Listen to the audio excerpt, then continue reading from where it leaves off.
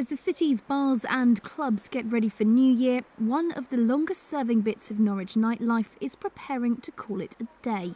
Chicago's on Prince of Wales Road was opened in the 90s, and after more than 15 years of parties and clubbers, it's closing after a farewell New Year party for a major refit and rebrand.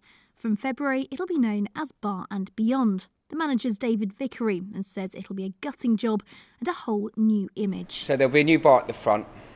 Structurally, the old bars are now going. They're going to be all pulled out. There's going to be hard flooring going in. There'll be graffiti in all of the walls, very Shoreditch style.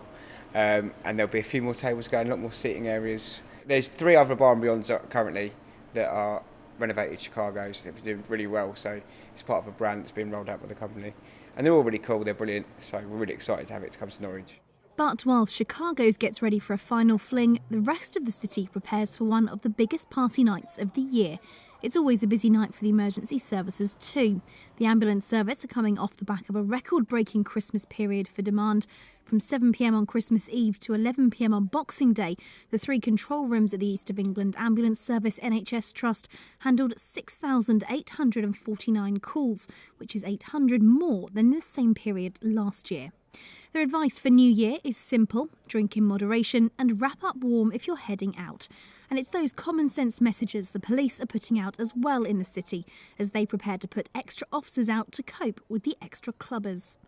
First and foremost, it's New Year's Eve. Have a really good night, but just try and be sensible. You know, people coming to Norwich. The term is preloading. They may drink far too much alcohol at home, then come into Norwich, and then may make some poor choices. So I'd say drink moderately. Be sensible, but also plan your journey home in advance, because there is such an extra demand in the city on New Year's Eve of getting home, and I would say pre-book your taxi home. So as Norfolk prepares to welcome 2017, it's the end for Chicago's.